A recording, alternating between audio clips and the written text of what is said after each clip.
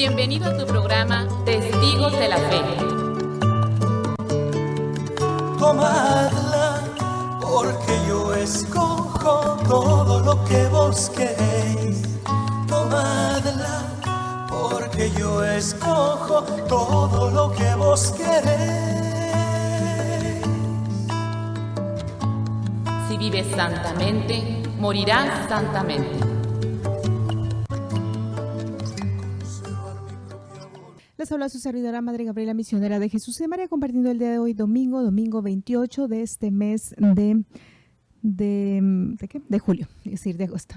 De este mes de julio, invitamos a cada una de las personas que nos van a estar acompañando en este programa que hablamos de la vida de los santos que estaremos celebrando en el transcurso de esta semana y que va a conllevar 2 meses, este mes de julio y primero Dios el mes de agosto también, ya que hoy es el último domingo del mes, entonces nos queda de aquí hasta el miércoles y el día primero es jueves y es 1 de agosto. Entonces, pues todo lo que vayamos a realizar para esta semana, que sea para la gloria de Dios y que también, pues pidiéndole a la divina providencia, dándole gracias por todo este mes y pidiendo por este mes que está terminando y el mes que va a iniciar es el mes de nuestra Madre la Virgen María en uno de los dogmas, que es la Asunción de María a los cielos y que es misa de precepto. Pues vamos a cubrirnos con la sangre de nuestro Señor Jesucristo en el nombre del Padre, del Hijo, del Espíritu Santo. Amén. Saludamos a los que nos van a estar acompañando a través de nuestra página del internet www.montemaria.org, también a través del Facebook y los que nos siguen por la frecuencia 860 en la radio. Pues vamos a ver los santos que estaremos celebrando en el transcurso de esta semana. El día de hoy, domingo 28, celebramos a Santa María Josefa Roselo. El día de mañana, lunes 29, Santa Marta. Martes 30, San Pedro Crisólogo. Miércoles 31, San Ignacio de Loyola. Jueves 1, San Alfonso María de Ligorio. Viernes 2, San Eusebio de Vercelli. Sábado 3, Santa Juana de Chantal. Pues otra vez repetimos. El día de domingo 28, Santa María Josefa Roselo. El día de mañana, lunes 29, Santa Marta. Martes 30, San Pedro Crisólogo. Miércoles 31, San Ignacio de Loyola. Jueves 1, San Alfonso María de Ligorio. Viernes 2, San Eusebio de Vercelli. Sábado 3, Santa Juana de Chantal. Pues muchas felicidades a los que van a estar cumpliendo años, celebrando algo en especial en el transcurso de esta semana. Vamos con el día de hoy, domingo 28 de julio. Santa María Josefa Roselo. Esta activísima mujer tuvo el consuelo de que al morir ya había fundado 66 conventos de su comunidad. Es la fundadora de las Hermanas de la Misericordia. En un relato que le fue tomado, la santa aparece con un rostro firmemente perfilado y lleno de energía, sereno y con la alegría de quien espera conseguir buenos triunfos. María Josefa nació en el año 1811 en Avisola, Italia, de familia pobre. Cuando todavía era muy jovencita, su papá la llamaba la pequeña capitana, porque demostraba tener cualidades de líder y ejercía mucha influencia sobre sus compañeras. Un día, todas las personas mayores del pueblo dispusieron irse en peregrinación a visitar un santuario de la Virgen en otra población. Cuando ya los mayores se habían marchado, María Josefa organizó a las niñas de la población y con ellas se fue cantando y rezando en peregrinación de pueblo en pueblo. Un joven subió a la torre e hizo repicar a las campanas y así también las menores tuvieron su fiesta religiosa. Un par de esposos muy ricos sufrían porque el marido estaba paralizado y no tenían quien le hiciera de enfermera. Averiguaron qué mujer había de absoluta confianza y le recomendaron a Josefa. Y ella atendió con el más esmerado cariño al pobre paralítico durante 8 años. Los esposos, en pago de tantas bondades, dispusieron a hacerla heredera de sus cuantiosos bienes, pero la joven le dijo que solamente había hecho esto por amor de Dios y no les recibió nada. Nuestra joven sentía un gran deseo de dedicarse a llevar una vida de soledad y de oración, pero su confesor le dijo que eso no era lo mejor para su temperamento emprendedor. Entonces, al saber que el señor obispo de Savona estaba aterrado al ver que habían tantas niñas abandonadas por las calles, sin que las educara, se le presentó para ofrecerle los servicios. Al prelado le pareció muy buena su oferta y le encargó de conseguir otras jóvenes que quisieran dedicarse a la educación de niñas abandonadas. Y así, en el año 1837, con ella y varias de sus amigas, quedó fundada la Congregación de Nuestra Señora de la Merced o de la Misericordia, con el fin de atender a las jóvenes más pobres. Con unos muebles viejos, una casona casi en ruinas, 4 colchones de paja extendidos en el suelo, unas libras de papa, un crucifijo, un cuadro de la Santísima Virgen, empezaron su nueva comunidad. Y Dios le bendijo tanto, que ya en vida de la fundadora se fundaron 66 casas de la comunidad. Sus biógrafos dicen que María Josefa no hizo milagros de curaciones, pero obtuvo el milagro de que su congregación se multiplicara de manera admirable. Cada vez que tenía unos centavos sobrantes en una casa, ya pensaba en fundar otra para las gentes más pobres. La esposa del paralítico, la cual ella había atendido con tanta caridad cuando era joven, le dejó al morir toda su grande herencia y con ella pudo pagar terribles deudas que tenía y fundar nuevas casas. La madre Josefa tenía una confianza total en la divina providencia, o sea, en el amor generoso con que Dios cuida de nosotros. Y aún en las circunstancias más difíciles no dudaba que Dios iba a intervenir para ayudarla y así sucedía. En su escrito tenía una calavera para recordar continuamente en qué terminan las bellezas y vanidades del mundo.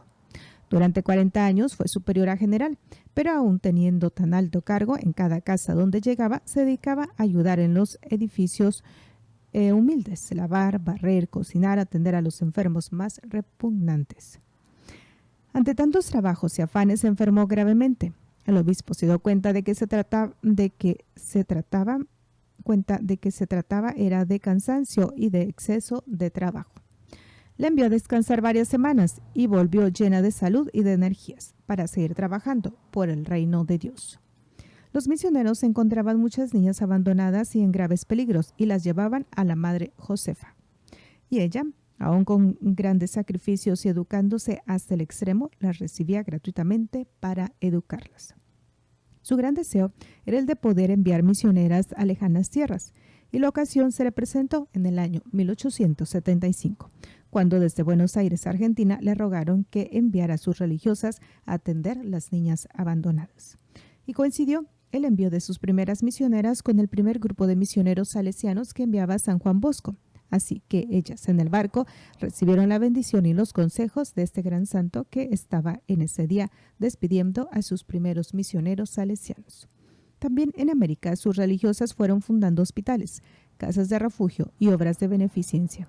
Sus últimos años padeció muy dolorosas enfermedades que la redujeron a casi total quietud y le llegaron escrúpulos o falsos temores de que se iba a condenar. Era una pena más que Dios le permitía para que se santificara más y más. Pero venció estas tentaciones con su gran confianza en Dios y murió diciendo: amemos a Jesús. Lo único importante es amar a Dios y salvar el alma. El 7 de diciembre del año 1880 pasó a la eternidad y en el año 1949 fue declarada santa. Que la divina providencia de Dios envíe a su santa iglesia muchas capitanas que, como María Josefa Rossello, se dediquen a llenar el mundo de obras de caridad. Pues estamos celebrando el día de hoy. Vamos con mañana, lunes 29, Santa Marta. Marta significa señora, jefa de hogar. En Betania, un pueblecito cercano a Jerusalén, vivía una familia de la cual dice el Evangelio un elogio hermosísimo.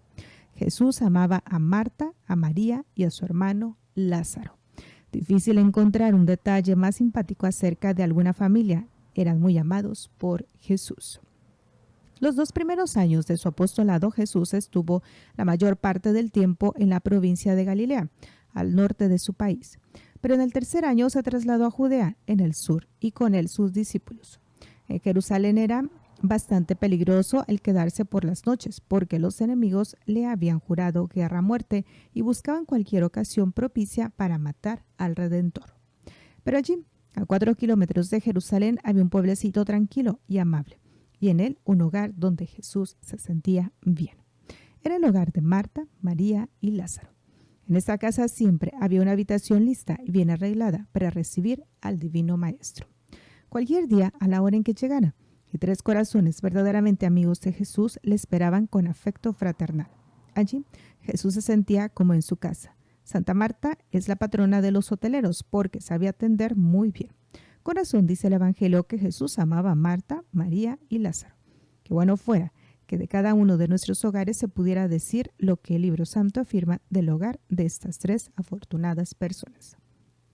Famosa se ha hecho la escena que sucedió un día en que Jesús llegó a Betania con sus 12 apóstoles y las santas mujeres, mamás de algunos apóstoles. María corría de allá para acá, preparando los alimentos, arreglando las habitaciones, llevando refrescos para los sedientos viajeros. Jesús, como siempre, aprovechando aquellos momentos de descanso, se dedicó a dar sabias instrucciones a sus discípulos. Oír a Cristo es lo más hermoso que puede existir.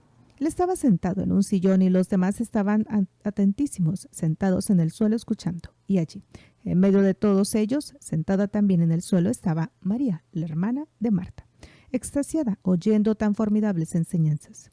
De pronto Marta se detiene un poco en sus afanes y acercándose a Jesús le dice con toda confianza: Señor, ¿cómo te parece que mi hermana me haya dejado a mí sola con todo el oficio de la casa?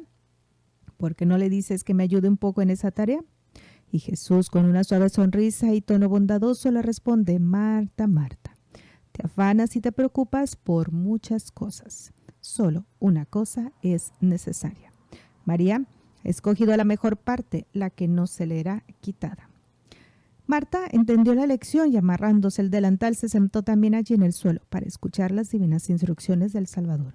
Ahora sabía que todos los afanes materiales no valen tanto como escuchar las enseñanzas que vienen del cielo y aprender a conseguir la eterna salvación.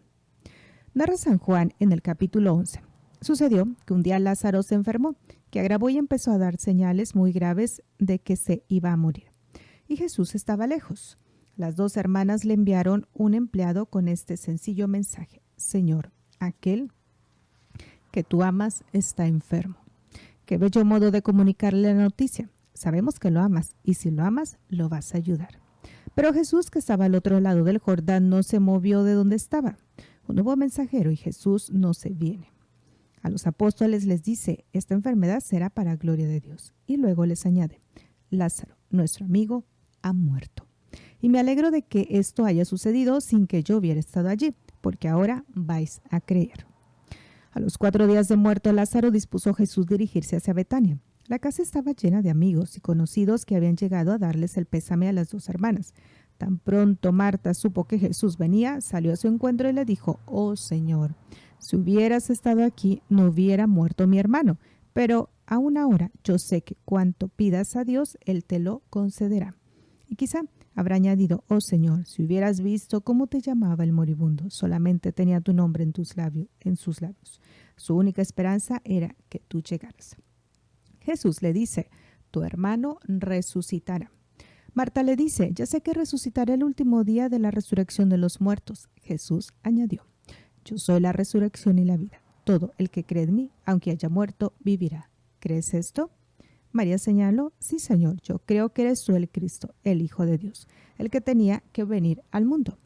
Maravillosa profesión de fe hecha por esta santa mujer. Dichosa Marta, que hizo decir a Jesús verdades tan formidables. Jesús dijo: ¿dónde lo han colocado? Y viendo llorar a Marta y a sus acompañantes, Jesús también empezó a llorar. Y las gentes comentaban: mirad cómo lo amaba. Y fue al sepulcro, que era una cueva con una piedra en la entrada. Dijo Jesús: quiten la piedra.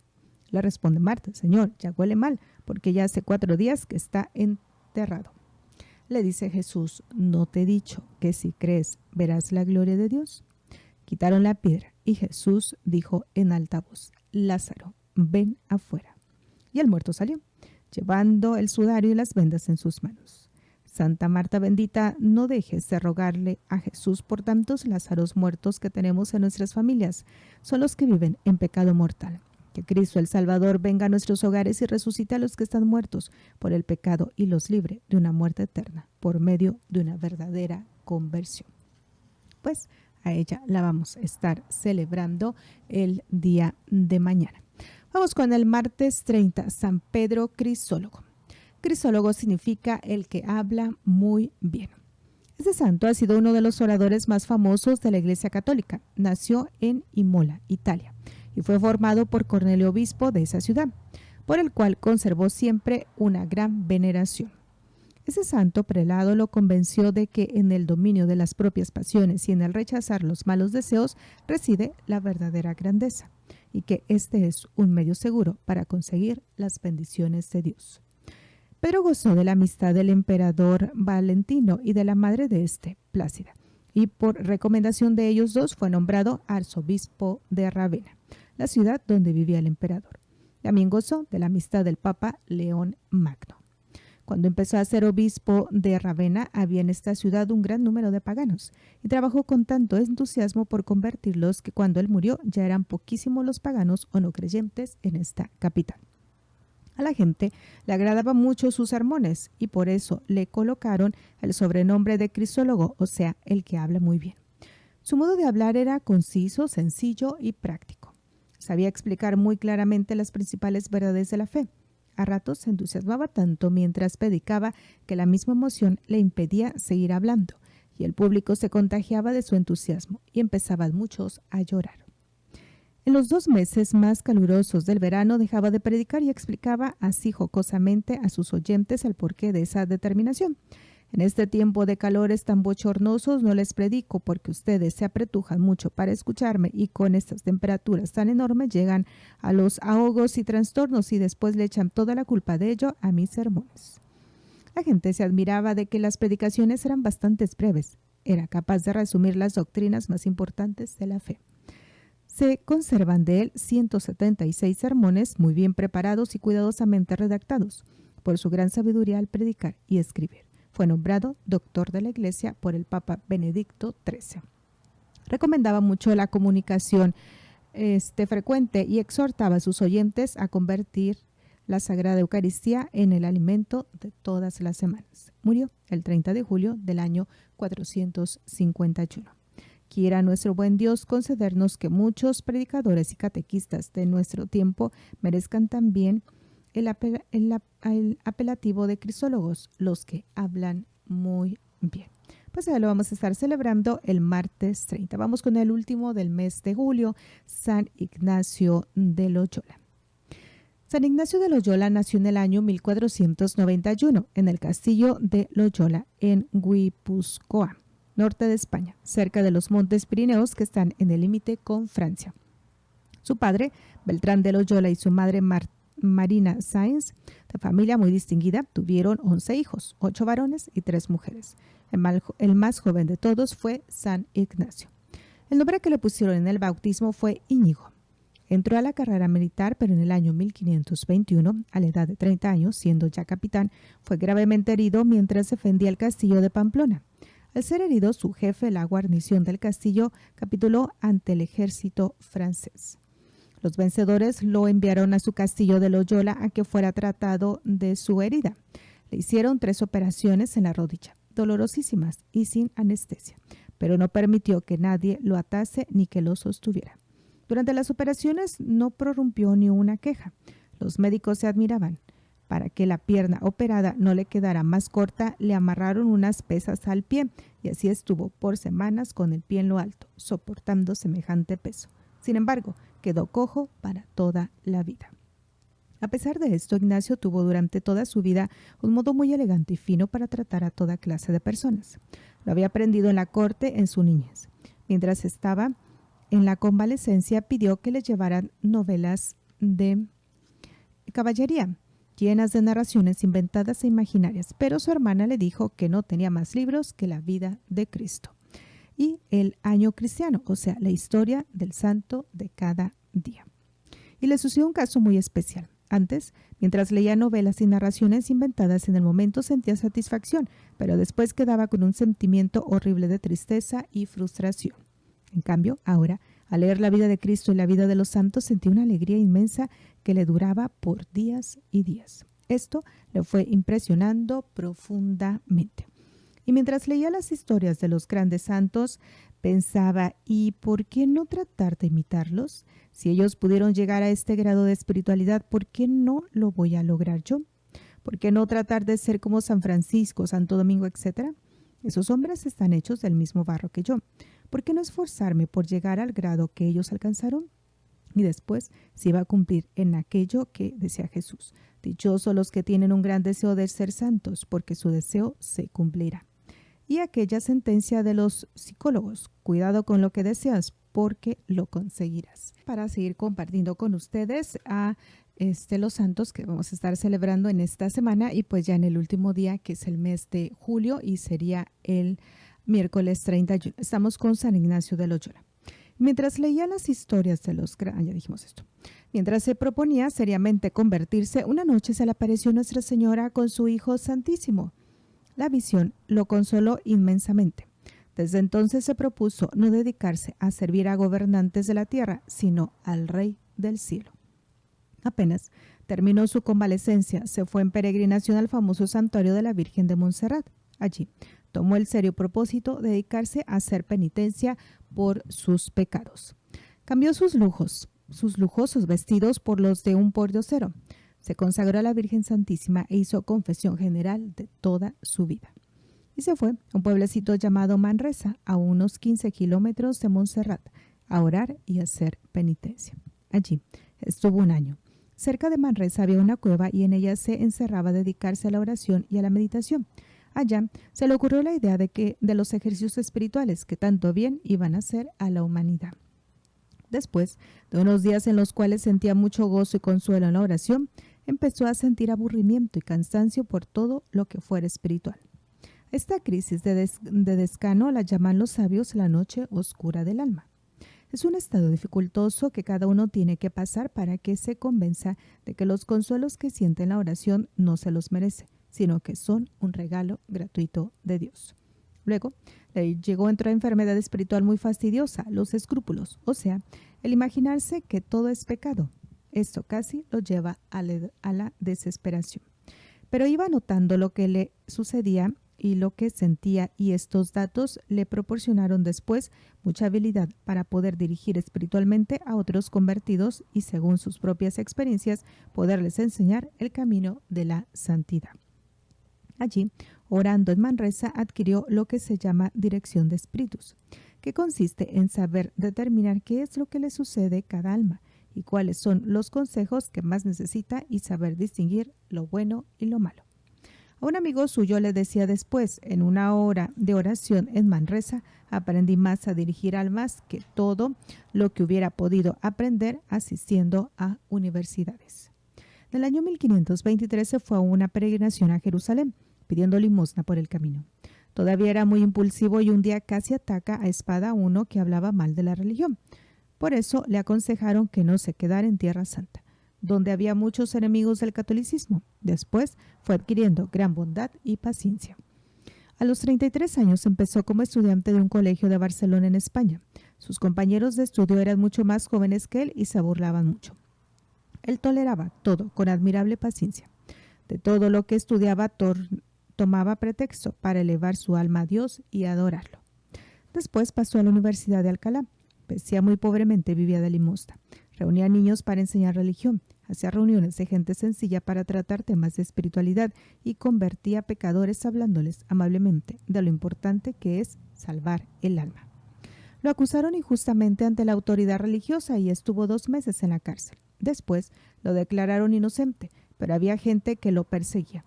Él consideraba todos estos sufrimientos como un medio que Dios le proporcionaba para que le fuera pagando sus pecados y exclamaba: no hay en la ciudad tantas cárceles ni tantos tormentos como los que yo deseo sufrir por amor a Jesucristo. Se fue a París a estudiar en la famosa Universidad de la Sorbona. Allá formó grupos con 6 compañeros que se han hecho famosos porque con ellos fundó la Compañía de Jesús. Son ellos: Pedro Fabro, Francisco Javier, La Inés, Salieron, Simón Rodríguez y Nicolás Bobadilla. Recibieron el doctorado en aquella universidad y daban muy buenos ejemplos a todos. Los 7 hicieron votos o juramentos de ser puros, obedientes y pobres. El día 15 de agosto del año 1534, fiesta de la Asunción de María, se comprometieron a estar siempre a las órdenes del Sumo Pontífice para que los emplease en lo que mejor les pareciera para la gloria de Dios. Se fueron a Roma y el Papa Pablo III les recibió muy bien y les dio permiso de ser ordenados sacerdotes. Ignacio, que se había cambiado con este nombre, su nombre antiguo era Íñigo, esperó un año desde el día de su ordenación hasta el día de la celebración de su primera misa, para prepararse lo mejor posible a celebrarla con todo fervor. San Ignacio se dedicó en Roma a predicar ejercicios y a catequizar al pueblo. Sus compañeros se dedicaban a dictar clases en universidades y colegios y a dar conferencias espirituales a toda clase de personas. Se propusieron como principal oficio enseñar religión a la gente y en el año 1540 el Papa Pablo III aprobó su comunidad llamada Compañía de Jesús o Jesuitas. Superior general de la nueva comunidad fue San Ignacio hasta la muerte. En Roma pasó todo el resto de su vida.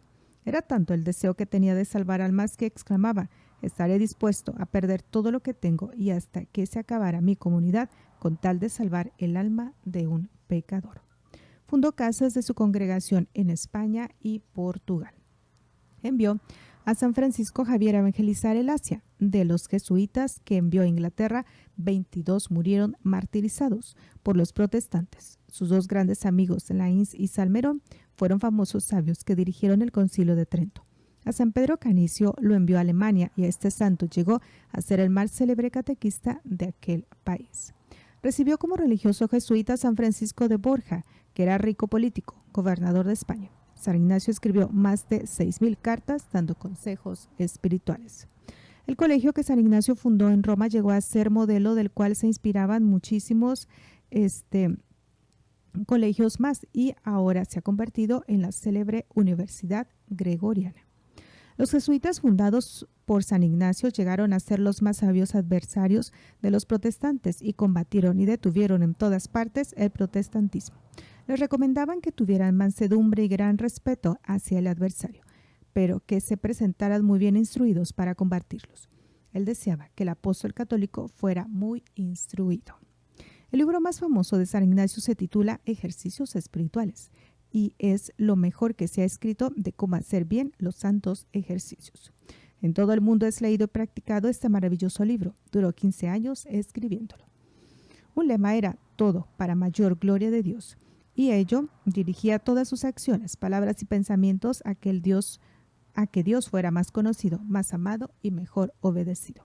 Muy caritativo con todos, especialmente con los enfermos. Recomendaba que en las conversaciones no se empleara frases muy totalitarias como de quien se imagina lo que dice no puede equivocarse. Recomendaba a todos que estudiaran lo más posible, que corregía con valentía a los que veía más orgullosos y engreídos por sus estudios o los que por dedicarse todo el tiempo a estudiar no dedicaban el tiempo suficiente a rezar o enseñar catecismo. Siempre estaba alegre. En los 15 años en que San Ignacio dirigió la Compañía de Jesús, esta pasó de 7 socios a 1000. A todos y cada uno trataba de formarlos muy bien espiritualmente. Como casi cada año se enfermaba y después volvía a obtener la curación, cuando le vino la última enfermedad, nadie se imaginó que se iba a morir y murió súbitamente el 31 de julio del año 1556, a los 65 años. En el año 1622 el Papa lo declaró santo y después Pío XI lo declaró patrono de los ejercicios espirituales en todo el mundo. Su comunidad de jesuitas es la más numerosa en la Iglesia Católica. Los pecadores lo recordaban como un sacerdote extremadamente comprensivo y bondadoso que siempre los recibía bien y los atendía con el mayor esmero. Muchas veces hacía él mismo la penitencia que no arriesgaba a imponerles a ciertos grandes pecadores. Y a esto les recomendaba que su mejor penitencia sería siempre el soportar con paciencia y por amor a Dios los sufrimientos de cada día. San Ignacio compuso otra oración que es muy conocida en todo el mundo y dice así: toma, Señor, y recibe toda mi libertad, mi memoria, mi entendimiento y toda mi voluntad. Tú me lo diste, a ti te lo devuelvo, puedes disponer de todo según tu divina voluntad. Con que me concedas tu amor y tu gracia, con eso me basta y nada más te quiero pedir. San Ignacio, ruégale a Dios por todos los que como tú deseamos extender el reino de Cristo y hacer amar más a nuestro divino Salvador. Y vamos con el siguiente mes, que es el mes de agosto, que sería el jueves 1, y vamos a estar celebrando a San Alfonso María de Ligorio. Veamos. Alfonso significa listo para el combate. Nació San Alfonso cerca de Nápoles, Italia, en el 27 de septiembre del año 1696. Sus padres fueron don José Márquez de Ligorio y capitán de la Armada Naval, y doña Ana Cavaleri. Nuestro santo fue el primogénito de 7 hermanos, 4 varones y 3 niñas. Siendo aún niño, fue visitado por San Francisco Jerónimo, el cual lo bendijo y anunció: este chiquitín vivirá 90 años, será obispo y hará mucho bien. A los 16 años, caso excepcional, obtiene el grado de doctor de ambos derechos, civil y canónico, con notas sobresalientes en todos sus estudios. Para conservar la pureza de su alma, se escogió un director espiritual. Visitaba frecuentemente a Jesús sacramentado, rezaba con gran devoción a la Virgen Santísima y huía, como de la peste, de todos los que tuvieran malas conversaciones. Su padre, que deseaba de él hacer un brillante político, lo hizo estudiar varios idiomas modernos, aprender música, artes y detalles de la vida caballeresca. Y en su profesión de abogado iba obteniendo resonantes triunfos. Pero todo esto no lo dejaba satisfecho por el gran peligro que en el mundo existe de ofender a Dios. A un compañero le repetía: amigo, en el mundo corremos peligro de condenarnos. Más tarde escribirá: las vanidades del mundo están llenas de amargura y desengaños. Lo sé por propia y amarga experiencia. Su padre quería casarlo con una joven de familia muy distinguida para que formaran un hogar de alta clase social. Pero cada vez que le preparaban algún noviazgo, la novia tenía que exclamar: muy noble, muy culto, muy atento, pero vive más en lo espiritual que en lo material. Un caso definitivo. Hubo un pleito famoso entre el duque de Orsini y el gran duque de Toscana. El doctor Alfonso defendía al de Orsini. Su exposición fue maravillosa, brillante, sumamente aplaudida.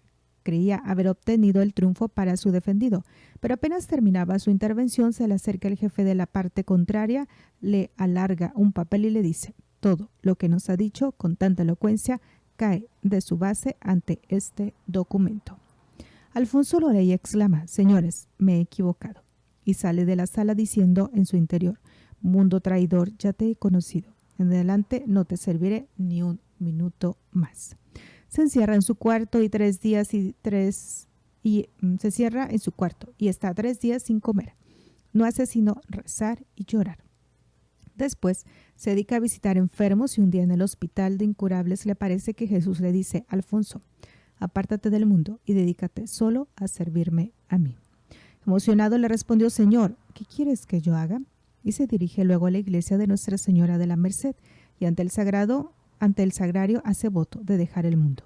Y como señal de compromiso deja su espada ante el altar de la Santísima Virgen. Pero tuvo que sostener una gran lucha espiritual para convencer a su padre, el cual cifraba en este hijo suyo, brillantísimo abogado, toda la esperanza del futuro de su familia. Fonso mío, le decía llorando, ¿cómo vas a dejar tu familia? Y él respondía: padre, el único negocio que ahora me interesa es el de salvar almas. Al fin, a los 30 años de edad, logra ser ordenado sacerdote. Desde entonces se dedica a trabajar con las gentes de los barrios más pobres de Nápoles y de otras ciudades. Reúne a los niños y a la gente humilde al aire libre y les enseña catecismo. Su padre, que gozaba oyendo sus discursos de abogado, ahora no quiere ir a escuchar sus sencillos sermones sacerdotales. Pero un día entra por curiosidad a escuchar una de sus pláticas y sin poder contenerse exclama emocionado: este hijo mío me ha hecho conocer a Dios. Y esto lo repetirá después muchas veces. Se le reunieron otros sacerdotes y con ellos, el 9 de noviembre del año 1752, fundó la Congregación del Santísimo Redentor, o Padres Redentoristas. Y a imitación de Jesús se dedica a recorrer las ciudades, pueblos y campos predicando el Evangelio. Su lema era el de Jesús: soy enviado para evangelizar a los pobres. Durante 30 años, con su equipo de misioneros, recorre campos, pueblos, ciudades, provincias, permaneciendo en cada sitio 10 o 15 días predicando. para que no quedara ningún grupo sin ser instruido y atendido espiritualmente. La gente, al ver su gran espíritu de sacrificio, corría a su confesionario a pedir el perdón de sus pecados. Solía decir que el predicador siembra y el confesor recoge la cosecha. Y que el sacerdote que no quiere dedicarse a confesar está demostrando que no tiene mucho amor a las almas. Es admirable cómo San Alfonso le alcanza el tiempo para hacer tantas cosas. Predicaba, confesaba, preparaba misioneros y escribía y no se cansaba de escribir. Hay una explicación. Había hecho voto de no perder ni un minuto de su tiempo y aprovechaba este tesoro hasta lo máximo. Aterra el solo tratar de contabilizar su producción literaria. Veamos algunos datos. Al morir deja 111 libros y opúsculos impresos y 2.000 manuscritos. Durante su vida vio 402 ediciones de sus obras y después de pasar a la eternidad ha podido contemplar desde el cielo otras 4.000 impresiones. Sus obras han sido traducidas en 70 lenguas y ya en vida llegó a haber más de 40 traducciones de sus escritos. Para cada libro que redactaba consultaba centenares de libros más. Se han contabilizado las citas que presenta de autores consultados y estas citas son más de 70.000. Cuando algunas personas le preguntaban acerca de las penitencias que debía hacer para llegar a la santidad, le respondía: la mejor penitencia es leer libros espirituales. Eso aprovecha más que 1.000 cilicios. Su obra maestra, Las Glorias de María. Para su libro más famoso, Las Glorias de María, empezó San Alfonso a recoger materiales cuando tenía 38 años de edad y terminó escribiéndolos a los 54 años, del año 1750. Su redacción le gastó 16 años. Sus obras las escribió en sus últimos 35 años, que fueron años de terribles sufrimientos. En el año 1762 el Papa lo nombró obispo de Santa Águeda. Quedó aterrado y dijo que renunciaba a ese honor, pero el Papa no le aceptó la renuncia. Cúmplase la voluntad de Dios. Este sufrimiento por mis pecados, exclamó y aceptó. Tenía 66 años. Estuvo 13 años de obispo, visitó cada 2 años los pueblos. En cada pueblo de su diócesis hizo predicar misiones y él predicaba el sermón de la Virgen o el de la despedida. Vino el hambre y vendió todos sus utensilios, hasta su sombrero y anillo y mula y el carro del obispo para dar de comer a los hambrientos. Cuando le aceptaron su renuncia, el obispo exclamó: bendito sea Dios que me ha quitado una montaña de pobres, sobre mis hombros. Dios lo probó con enfermedades, fue perdiendo la vista y el oído. Soy medio sordo y medio ciego, pero si Dios quiere que lo sea más y más, lo acepto con gusto. Su delicia era pasar las horas junto al Santísimo Sacramento. A veces se acercaba al sagrario, tocando a la puertecita y le decía: Jesús, ¿me oyes? Le encantaba que le leyeran vida de santos. Un hermano tras otro pasaban a leerle por horas y horas. Preguntaba: ¿ya rezamos el rosario? Perdonadme, pero es que del rosario depende mi salvación. Traedme Jesucristo, decía, pidiendo la comunión. San Alfonso muere el 1 de agosto del año 1787. Tenía 90 años y el Papa Gregorio XVI lo declaró santo en el año 1839. El Papa Pío IX lo declaró doctor de la Iglesia en el año 1875. Para un devoto de la Virgen, ninguna lectura más provechosa que Las Glorias de María de San Alfonso María de Ligorio, y que lo vamos a celebrar el 1 de agosto. Vamos un poquitito solamente con el día 2 porque ya casi se está terminando el tiempo. Viernes 2, San Eusebio de Vercelli. Eusebio significa piadoso. Nació en Cerdeña, sur de Italia. Al morir su padre, la mamá lo lleva a vivir a Roma, donde el Papa Liberio lo tomó bajo su protección, lo educó y lo ordenó sacerdote. Poco después, en la ciudad de Vercelli. Murió el obispo y el pueblo y los sacerdotes proclamaron a Eusebio como nuevo obispo por su santidad y por sus muchos conocimientos. San Ambrosio dice que el obispo Eusebio de Vercelli fue el primero en Occidente, el cual se le ocurrió organizar a sus sacerdotes en grupos para formarse mejor y ayudar a animarse en la santidad. Para este santo, su más importante labor como obispo era tratar de que sus sacerdotes llegaran a la santidad. Fue obispo de Vercelli por 28 años. Una de sus grandes preocupaciones era instruir al pueblo en religión y él mismo iba de parroquia en parroquia instruyendo a los feligreses. En aquellos tiempos se estaba extendiendo una terrible herejía llamada arrianismo, que enseña que Cristo no era Dios. Los más grandes santos de la época se lo opusieron a tan tremendo error, pero el jefe de gobierno llamado Constancio lo apoyaba.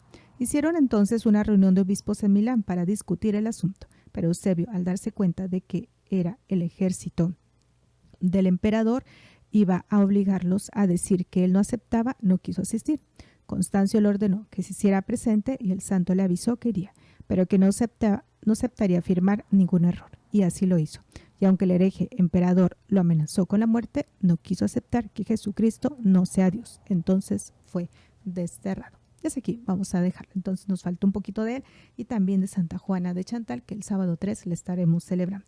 Continuamos con la celebración de la Santa Misa, recordándoles este mensaje. Dios es amor y te ama.